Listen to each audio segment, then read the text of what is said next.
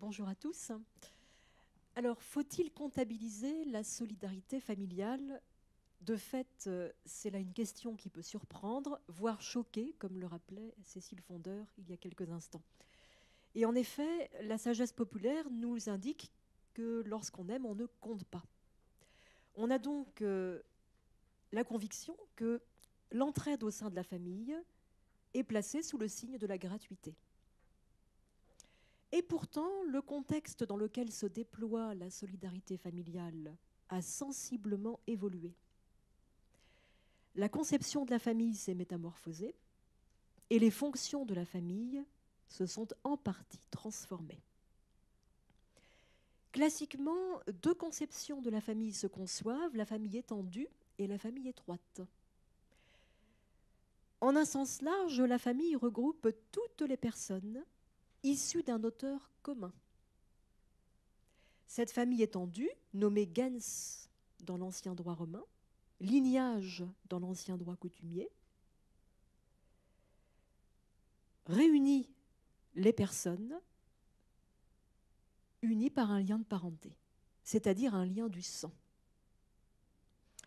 Mais en un sens étroit, la famille ne regroupe que le couple et ses descendants.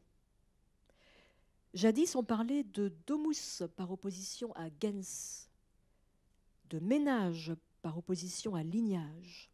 Et désormais, on parle de famille nucléaire, c'est-à-dire de famille organisée autour du noyau couple, enfant.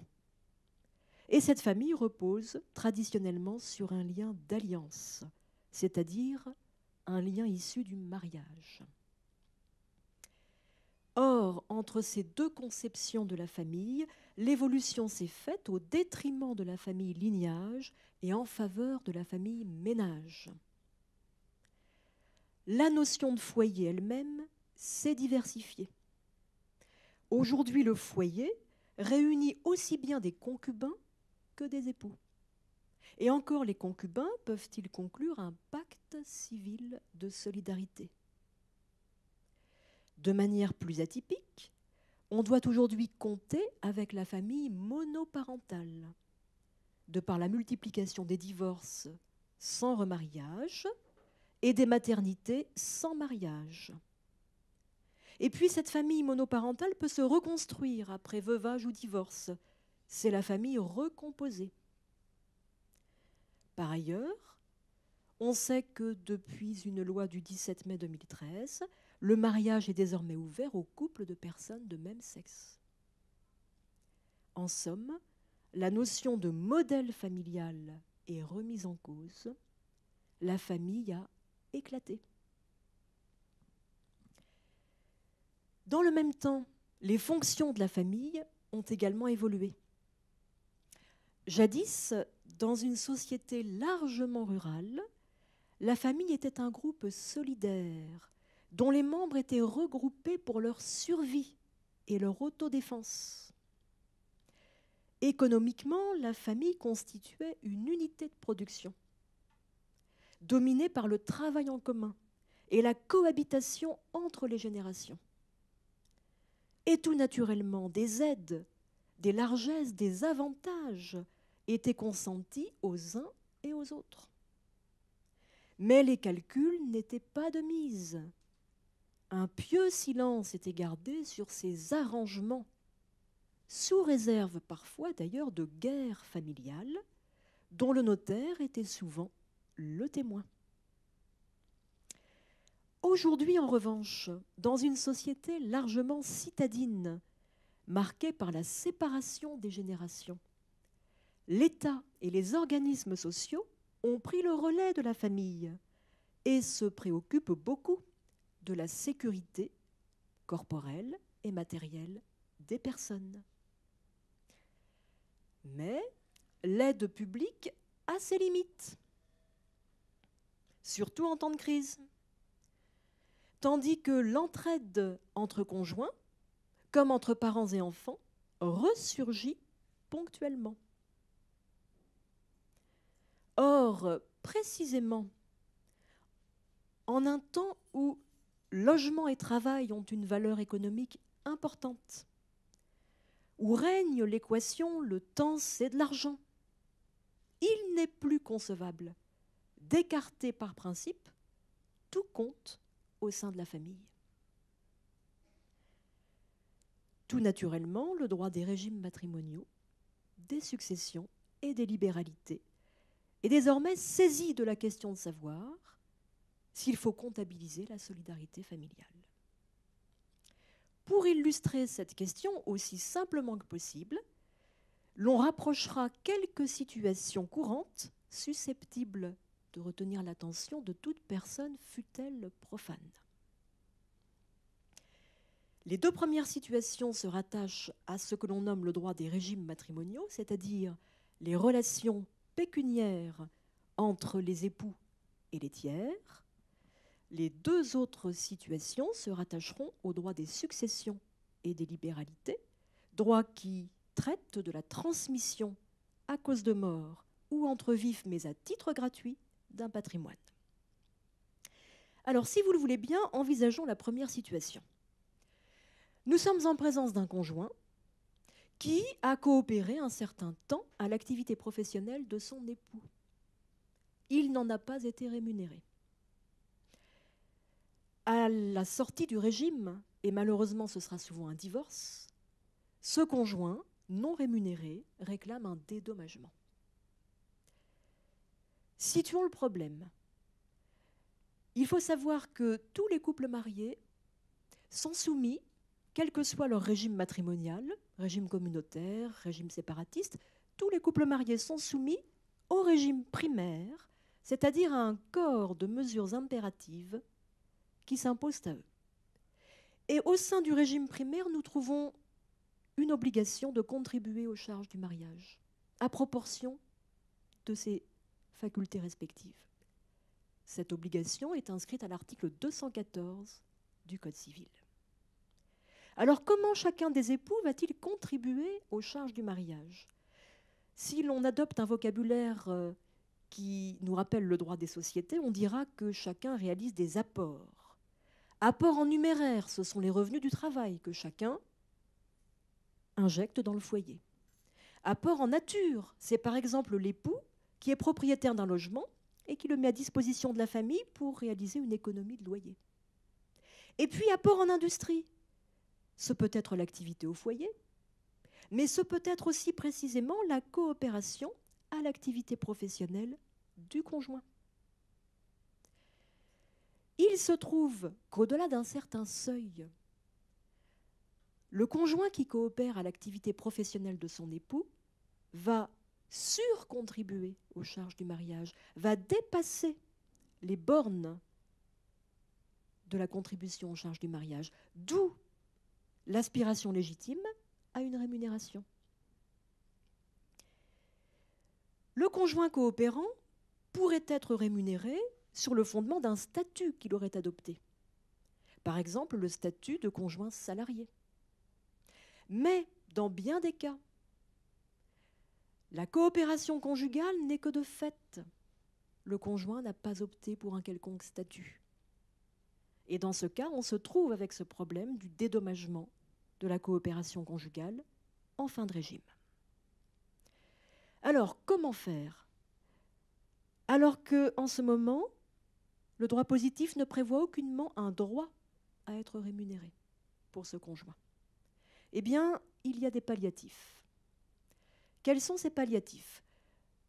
En cas de divorce, le juge pourra, fixant la prestation compensatoire, tenir compte des choix professionnels réalisés par chacun des époux, et notamment des sacrifices que l'un d'entre eux aura faits pour favoriser la carrière de son conjoint. C'est une éventualité, mais cette prestation compensatoire ne permettra certainement pas de dédommager pleinement le conjoint de sa coopération non rémunérée en cours de régime. La jurisprudence elle-même a imaginé des solutions. L'enrichissement sans cause, qui suppose un enrichissement d'un patrimoine, celui de l'entrepreneur, un appauvrissement corrélatif d'un autre patrimoine, celui du conjoint. Et, si tel est le cas,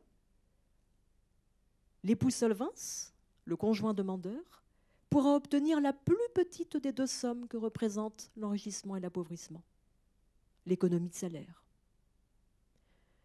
La piste est tout de même aléatoire, encore faut-il que subsiste un enrichissement dans le patrimoine de l'époux entrepreneur. S'il a fait faillite, il n'y a plus d'enrichissement, le dédommagement tombe. D'autres palliatifs ont été envisagés, tels que la société créée de fait, la donation rémunératoire. Je préfère évoquer avec vous la solution que la jurisprudence aujourd'hui privilégie, c'est celle des créances entre époux. Nous supposons qu'il y a eu un mouvement de valeur entre le patrimoine propre du conjoint coopérant et le patrimoine propre de l'époux entrepreneur. Mais ce mouvement de valeur n'est pas en argent, il est en industrie. Curieusement, la valeur empruntée ici, c'est la force de travail. Et récemment, la Cour de cassation, dans une même affaire, a rendu 2 arrêts, le 12 décembre 2007, puis le 23 février 2011, nous indiquant que l'épouse, qui avait coopéré pendant 20 années à l'exploitation du fonds libéral d'architecte de son mari, pouvait prétendre contre la succession, car le mari était prédécédé, à une créance alignée sur le profit subsistant, c'est-à-dire la plus-value enregistrée par le fonds libéral en cours de régime. On va donc intéresser le conjoint à la plus-value enregistrée par le fonds libéral. La difficulté est que cette plus-value a été générée tant par le travail de madame que par le travail de monsieur. Il va donc falloir opérer une ventilation, ce qui est compliqué. Mais vous apercevez peut-être déjà l'intérêt de cette solution. On associe madame ou plus largement le conjoint coopérant non rémunéré à la plus-value enregistrée par le fonds en cours de régime, on l'associe au résultat. Le problème, vous le pressentez, est que le fonds libéral, finalement, peut n'enregistrer aucune plus-value. Et dans ce cas, comment dédommager le conjoint coopérant? On met là le doigt sur la difficulté qui n'est pas résolue actuellement en droit positif. Il s'agit de distinguer la participation au résultat du travail et la rémunération de ce travail. Le conjoint, incontestablement, mérite de recevoir le prix de son travail et de surcroît devrait pouvoir être associé au résultat de son travail, à la plus-value enregistrée par le fonds. Telle n'est pas encore la solution en droit positif. Vous apercevez en tout cas là une première situation pour laquelle vous auriez pu croire qu'il n'y a pas lieu à dédommagement parce que, entre époux, il est d'usage de se prêter assistance, même au sein de l'entreprise familiale, et vous comprenez sans doute maintenant qu'au-delà d'un certain seuil, il y a surcontribution aux charges du mariage, il faut dédommager le conjoint. La deuxième solution qui nous intéresse a toujours trait aux régimes matrimoniaux et concerne la plupart d'entre nous, c'est l'hypothèse de l'acquisition du logement, de la famille. En régime de communauté, le problème ne se pose pas. Pourquoi? Parce qu'en régime de communauté, les époux font pot commun. Ils mettent ensemble leurs ressources et l'on conçoit parfaitement que les époux n'aient pas les mêmes revenus. Peu importe. Toute acquisition réalisée en cours de régime à titre onéreux forme un acquet de communauté. Et à la sortie du régime, que ce soit pour cause de divorce ou de décès, voire de changement de régime matrimonial, à la sortie du régime, on est sûr du résultat. On partagera par moitié les acquets de communauté. Peu importe que l'un des époux n'ait rien financé. Si l'un ne travaille pas, si l'autre affecte tous ses revenus du travail au remboursement du prêt affecté au financement du logement, il y aura bien partage par moitié du logement en fin de régime. Ce qui d'ailleurs suscite des surprises en cas de dissolution par divorce, certains époux n'ayant pas du tout réalisé la situation en cours de régime. Mais je souhaiterais vous parler des autres époux, les époux séparés de biens. En cas de séparation de biens, en principe, chacun conserve ses intérêts de manière autonome. Il n'y a pas d'interférence entre le patrimoine des époux. Mais vous avez des époux séparés de biens qui se comportent en époux communs en biens, ponctuellement. Ils ouvrent un compte joint. Ils achètent ensemble le logement de la famille. Du coup, ce logement va être indivis d'ailleurs. On se trouve en indivision. Et figurez-vous que ce qui compte, c'est le titre de propriété. C'est le titre de propriété qui va désigner l'époux ou les époux propriétaires indépendamment du financement. On va donc regarder dans l'acte d'acquisition établi par le notaire, puisque nous sommes en matière immobilière, l'intervention du notaire s'impose. Et si dans l'acte d'acquisition il est dit que monsieur et madame acquièrent de concert le logement, sans autre précision, ils seront réputés propriétaires en indivision par moitié. Mais les époux séparés de biens se laissent souvent aller, ensuite, à laisser apparaître une distorsion entre le financement et l'acte d'acquisition. L'un des époux, de fait, va rembourser beaucoup plus que l'autre le prêt ayant permis de financer l'opération. Vous avez même des cas paroxystiques où l'un des époux, pour des raisons qui lui sont personnelles, va procéder à l'acquisition au nom de madame. Ce sera un bien personnel à madame et financera le tout. Quelle question se pose à nous, vous la pressentez? Faut-il reconnaître, en fin de régime spécialement, en cas de divorce, une créance au profit de l'époux qui a le plus financé? Nous l'appellerons l'époux solvens.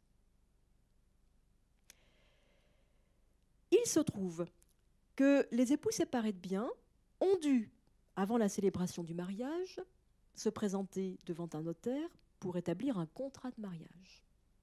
Et il se trouve que dans le contrat de mariage des époux séparés de biens figure le plus souvent une clause selon laquelle les époux contribuent aux charges du mariage à proportion de leurs revenus et gains respectifs. Chacun d'eux est réputé y avoir contribué au jour le jour, sans être assujetti à aucun compte en fin de régime. En régime séparatiste, nous avons donc cette clause type, qui est le plus souvent stipulée au sein du contrat, selon laquelle les époux sont réputés contribuer aux charges du mariage au jour le jour et s'interdisent tout compte, tout recours contributif à la sortie du régime. Vous avez peut-être reconnu là une présomption. Une présomption dont on se demande si elle est simple, elle tolérerait la preuve contraire, ou irréfragable, on ne pourrait rien prouver contre elle. Mais ça n'est pas tout. Par ailleurs, il faut se demander si le financement du logement de la famille se rattache à la contribution aux charges du mariage. On a donc ces deux données à combiner, la force, la portée de la présomption et le rattachement ou non du financement du logement aux charges du mariage. Il se trouve qu'actuellement, la jurisprudence est très nourrie sur cette question, mais n'est pas linéaire. Nous trouvons des décisions en un sens ou un autre, ce qui évidemment est perturbant et ne favorise pas la sécurité juridique. Très schématiquement, disons que 3 possibilités se présentent. Première possibilité, la présomption est irréfragable, on ne peut pas la contrarier. De plus, on rattache le financement du logement aux charges du mariage. Dans ce cas-là, évidemment, l'époux solvens ne pourra prétendre à aucune créance. Chacun est réputé avoir contribué aux charges du mariage. Le financement du logement relève des charges du mariage. Il n'y a aucune créance à attendre en fin de régime. Deuxième possibilité, on a une présomption irréfragable, mais au contraire, on détache le financement du logement des charges du mariage. C'est tout le contraire. Là, il y a place pour une créance en fin de régime. On est réputé avoir accompli son obligation contributive en cours de régime, mais le financement du logement ne relève pas de la contribution aux dépenses de la vie courante. Celui qui a le plus financé mérite créance à la sortie du régime. Troisième possibilité, la présomption est simple. On peut rapporter la preuve contraire. Et donc, il va falloir démontrer que l'époux solvens est allé au-delà de sa contribution ordinaire aux charges du mariage. Aujourd'hui, les arrêts les plus récents sont en faveur de la première solution, une présomption irréfragable, un financement du logement rattaché à la contribution aux charges. Conclusion, il n'y a pas de créance. Vous comprenez peut-être que cette solution, qui peut vous sembler séduisante, on évite tout compte à la sortie du régime, apparaît également très injuste, car celui qui a beaucoup plus financé que l'autre se retrouve sans rien. Au contraire même, il va devoir supporter le partage du bien indivis. Est-ce normal? Est-ce équitable? Chacun se fera son idée. Pour ma part, j'ai la conviction que le financement du logement de la famille ne relève pas des charges ordinaires du mariage, car il y a là une dépense d'investissement tendant à permettre au couple de se constituer un patrimoine immobilier. Cela n'a rien à voir avec les charges de la vie courante. Du reste, sur le terrain des dettes ménagères solidaires, la jurisprudence écarte soigneusement la solidarité ménagère pour les dépenses d'investissement immobilier. De plus, permettez-moi de vous dire que si les époux ne souhaitent pas de cette solution, ils n'avaient qu'à se placer sous le régime communautaire. Rien ne les a conduits par force au régime séparatiste. Et si nous avons affaire à des époux qui ont été conduits vers un régime séparatiste pour des raisons professionnelles, mais qui ont tout de même des aspirations communautaires et qui voudraient isoler un îlot communautaire au sein de leur régime, c'est possible, figurez-vous. On peut parfaitement annexer à la séparation de biens une société d'acquêt à laquelle on intègre le logement de la famille. Et dans ce cas, le logement suit les règles du régime de communauté. Comprenez donc bien qu'aucun couple n'est contraint de subir un régime de séparation. Mais si le couple n'a pris aucune précaution pour en sortir, si c'est une séparation de biens pure et simple, il faut s'attendre à des recours contributifs à la sortie du régime. Et qui va accompagner les époux pour évaluer la créance en question? Mais le notaire. Il existe un spécialiste en la matière. L'enjeu est donc le suivant. Convient-il de laisser le régime de séparation être ainsi dénaturé? Convient-il de perturber la logique du régime de séparation de biens? Chacun se positionnera. La troisième situation dont j'aimerais vous faire part concerne une situation également fréquente, c'est celle de l'enfant qui se plaint de s'être occupé plus que ses frères et sœurs de son défunt parent ou de ses défunts parents et qui entend en être dédommagé au moment du règlement de la succession. Revenons sur le contexte. Voilà un père de famille, une mère de famille, âgée, malade, recevant l'aide pécuniaire ou l'assistance au quotidien de l'un seulement de ses enfants. Cette situation peut d'ailleurs s'inscrire dans deux contextes distincts. Il se peut que ce parent soit démuni de ressources suffisantes. Dans ce cas, étant dans le besoin, ce parent bénéficie d'une créance d'aliments. Et là, il va de soi que les enfants sont tenus d'acquitter cette obligation alimentaire envers leur père ou mère. Et du coup, puisqu'il y a obligation alimentaire, il va également de soi que l'enfant qui s'en est acquitté ne pourra pas réclamer dédommagement. C'est une obligation légale.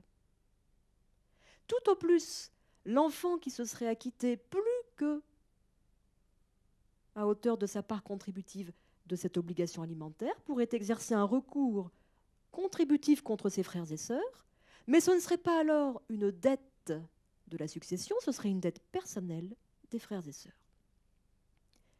Laissons de côté cette hypothèse où les parents sont dans le besoin. Raisonnons sur l'hypothèse où nous avons des parents qui ne sont pas dans le besoin, qui ont toutes ressources suffisantes pour faire face à leurs difficultés, mais qui bénéficient non pas de l'aide d'une tierce personne, mais de l'aide d'un enfant. Cet enfant s'investit au prix de sacrifices parfois lourds aux côtés de ses parents.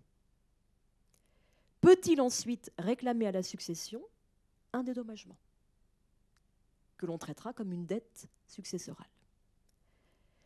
Reformulons la question.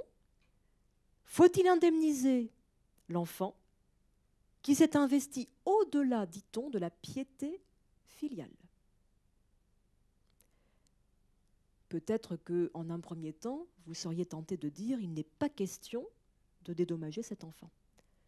Mais d'un autre côté, il faut penser au sacrifice que cet enfant a pu faire. Il a pu renoncer à des perspectives professionnelles, il a pu même devoir venir loger chez ses parents pour être mieux à même de les assister. Pendant ce temps, ses frères et sœurs poursuivent leur propre vie professionnelle, conjugale, familiale.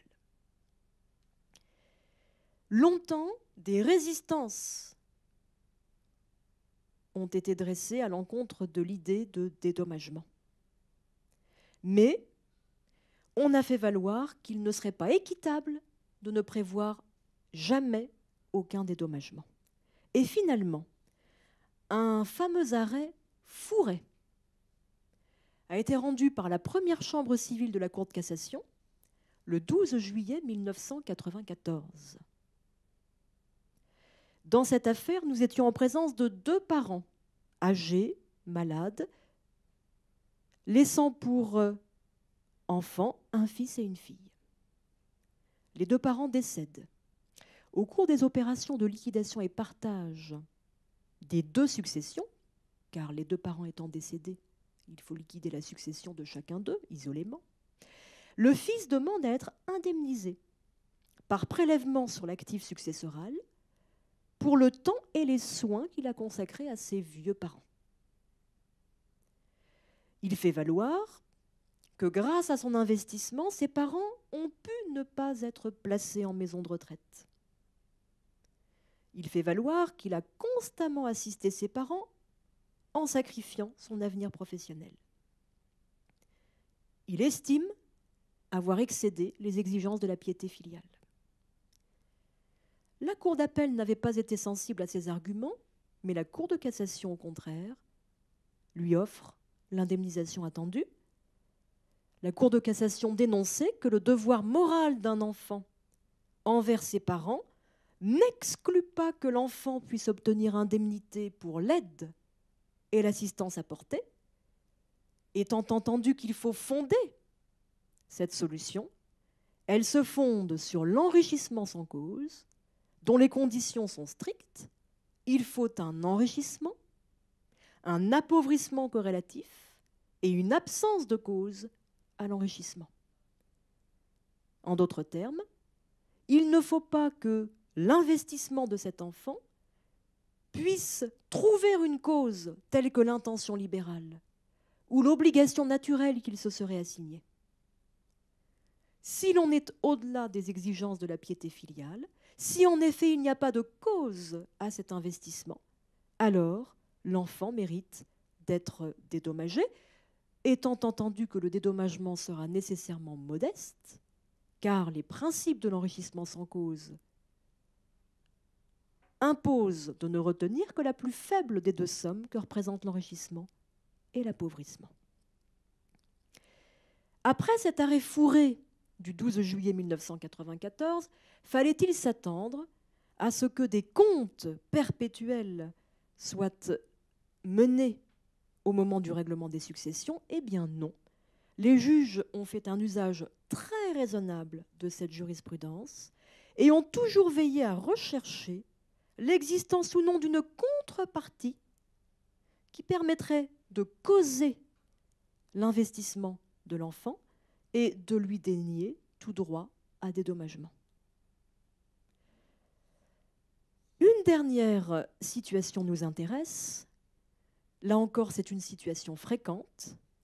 C'est la situation dans laquelle un père ou une mère de famille, généreux, met à disposition de l'un de ses enfants gratuitement un logement dont il est propriétaire. Et puis, ce père ou cette mère de famille vient à décéder, il faut régler sa succession. L'enfant a des frères et sœurs. Les frères et sœurs souhaiteraient qu'il soit tenu compte de cet avantage consenti à l'un d'entre eux au moment du règlement successoral.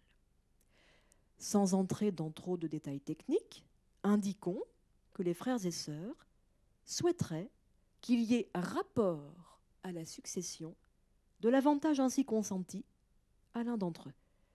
Qu'est-ce que le rapport à succession? C'est un mécanisme qui permet de rétablir au temps du partage l'égalité entre les successibles.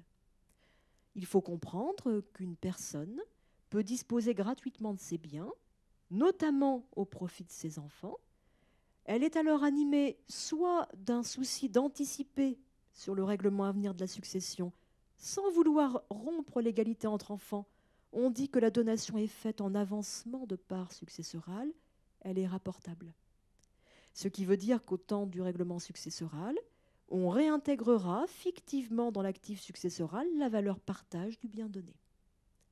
Soit l'ascendant a voulu délibérément rompre l'égalité au profit de l'un de ses successibles, c'est alors une libéralité hors part successorale non rapportable.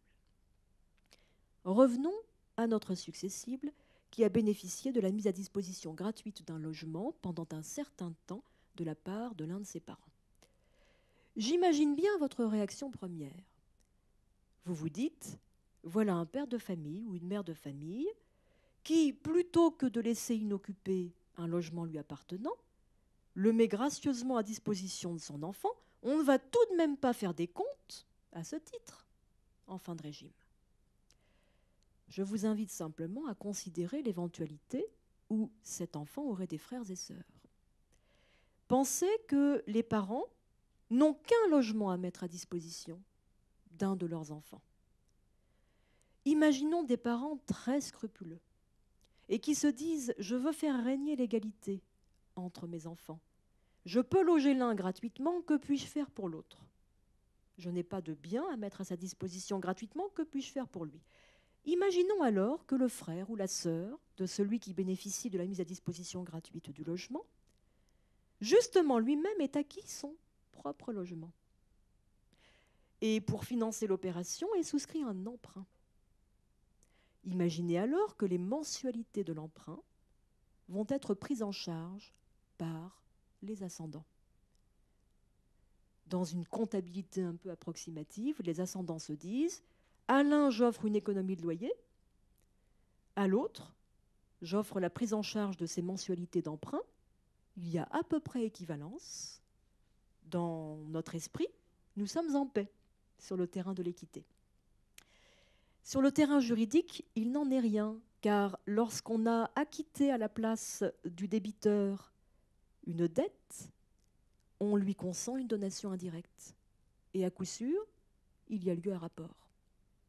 Donc, au moment où les parents vont décéder, quand on réglera leur succession, il faudra nécessairement rapporter à la succession la valeur de l'avantage consenti à celui pour le compte duquel on a payé les échéances d'emprunt, ce qui peut être une valeur considérable. En revanche, on s'interroge sur l'obligation à rapport de la part de celui qui a bénéficié de la mise à disposition gratuite du logement. Voilà le contexte. Cécile Fondeur m'a indiqué qu'il fallait ne pas trop tarder, donc je ne vais pas développer l'évolution jurisprudentielle en la matière, je vais simplement vous donner la solution qui aujourd'hui prévaut, sachant qu'elle peut évoluer. Aujourd'hui, la Cour de cassation considère que par principe, le rapport n'est pas exclu. Encore faut-il que le créancier du rapport, c'est-à-dire les cohéritiers de celui qui a bénéficié de l'avantage, encore faut-il que les créanciers du rapport démontrent l'intention libérale de l'ascendant disposant au moment où la mise à disposition gratuite est intervenue. Vous pressentez peut-être que ce fardeau de la preuve est excessivement lourd, comment voulez-vous, 20 ans après ou 15 ans après, rapporter la preuve que votre père ou votre mère, au moment où il a mis le logement à disposition gratuite de votre frère ou sœur, était animé d'une intention libérale? Le fardeau de cette preuve est si lourd que, en fait, le rapport n'aura pas lieu. Par principe, il est ménagé, mais de fait, il risque de ne pas avoir lieu. Là encore, vous vous situerez. Peut-être faites-vous partie de ces personnes qui haïssent les comptes, surtout au sein de la famille. Mais quand on parle de solidarité familiale, n'adoptons pas seulement le point de vue de l'une des parties prenantes. Pensons également aux intérêts des autres, les autres enfants, le conjoint. Et c'est ainsi que l'on pourra se positionner un peu mieux. Ces 4 situations ne vous auront peut-être pas permis de trancher selon vos convictions personnelles. Elles vous auront peut-être donné des éléments de raisonnement. En tout cas, elles vous auront aussi fourni une photographie de la famille d'aujourd'hui. Je vous remercie. Anne, j'avais une question très simple, mais qui est juste une petite précision. Donc, dans le cas de la séparation de biens et des époux qui ont acquis un logement de manière indivise et qui financent de manière très inégalitaire, comme tu l'as expliqué, tu as envisagé l'hypothèse où dans l'acte, on ne précisait pas finalement la quote-part de chacun. Est-ce que la solution que tu as expliquée, c'est-à-dire on présume de manière irréfragable que chacun a contribué et donc on ne peut pas faire de compte, marcherait aussi si dans l'acte, ils indiquaient une proportion quelle qu'elle soit. Par exemple, dans l'acte, ils indiquent qu'ils achètent de manière indivise, l'un pour, je ne sais pas, 1/5, l'autre pour 4/5, mais le financement ne correspond pas à cette proportion qui est indiquée. Est-ce que finalement, tout le raisonnement que tu nous as expliqué marche aussi dans ce cas-là ? Malheureusement. Alors, comme tu l'indiques, Dorothée, effectivement, il faut, c'est la morale de la jurisprudence actuelle, il faut absolument veiller, quand on se présente devant le notaire, à ce qu'il y ait une coïncidence entre l'acte d'acquisition et le financement. Et seuls les époux savent ce qu'il en est. Le notaire ne peut pas deviner quel sera le financement effectif. Donc, pour éviter ces solutions aléatoires et le risque de l'absence de créance en fin de régime, le mieux, évidemment, c'est que dans l'acte d'acquisition, on mentionne des droits indivis qui vont exactement correspondre à l'investissement de chacun. Si madame finance à hauteur des 2/3, ses droits dans le bien indivis seront des 2/3. Si monsieur finance à hauteur d'1/3, ses droits dans le bien indivis seront à hauteur d'1/3. Mais il peut se faire que ces époux, ayant prévu des droits indivis qui ne soient pas de moitié, néanmoins ne suivent pas le financement annoncé. Madame avait annoncé qu'elle réglerait les 2/3 de l'emprunt, et finalement, elle en règle les 4/5. Eh bien, on s'aperçoit, c'est un arrêt de première chambre civile du 1er avril 2015, tout récent, que même dans ce cas, on va considérer que l'époux qui a le plus financé le pouvait, puisque sans doute, il avait des revenus plus importants que l'autre, et que l'on contribue aux charges du mariage à hauteur de ses revenus respectifs, à hauteur des revenus respectifs.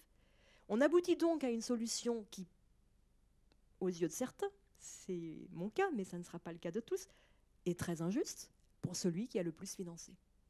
Donc il faut être très précautionneux et veiller à faire coïncider dans l'acte d'acquisition les droits indivis et le financement, et s'y tenir surtout, car si l'on ne s'y tient pas, on risque d'avoir des surprises à la sortie du régime.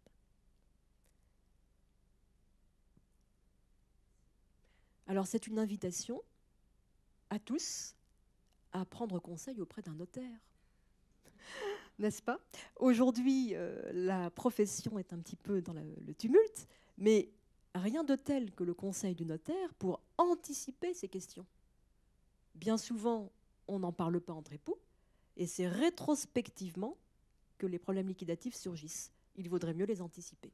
Quitte d'ailleurs à stipuler certaines clauses sur mesure dans le contrat de mariage, si après tout votre souhait, c'est que le financement du logement soit rattaché aux charges du mariage, c'est que monsieur finance tout et madame ne finance rien. Si c'est votre façon de voir les choses, dites-le dans l'acte. Ça évitera les surprises.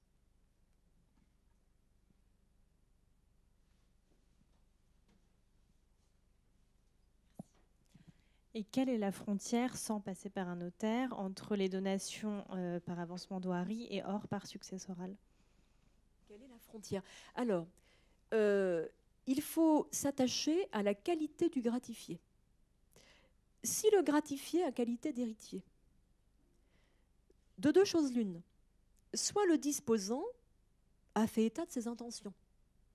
Je désire donner à tel de mes enfants, sans rompre l'égalité, ce sera donc une donation en avancement de part successorale. Si le disposant a fait part de ses volontés, de sa volonté, on se tiendra à cette volonté. Si en revanche rien n'est dit, eh bien il existe une présomption qui est posée en l'occurrence à l'article 843 du Code civil, selon laquelle, quand on a qualité d'héritier, si on reçoit une donation de la part du décujus, c'est une donation réalisée en avancement de part. On présume que la volonté du décujus n'a pas été de rompre l'égalité entre enfants, mais c'est une présomption simple qui tolère la preuve contraire. Donc, on s'intéresse à la qualité du gratifié. Si c'est un héritier, dans la mesure où rien n'a été dit par le disposant, on fait jouer la présomption de l'article 843. Maintenant, si ça n'est pas un héritier qui est gratifié, il va de soi que si le gratifié n'a pas qualité d'héritier, il n'a pas de part dans la succession. Donc nécessairement, ce sera une libéralité hors part successorale. Alors, je vous remercie et je vous propose de continuer autour d'un café. Voilà, merci à beaucoup. vous.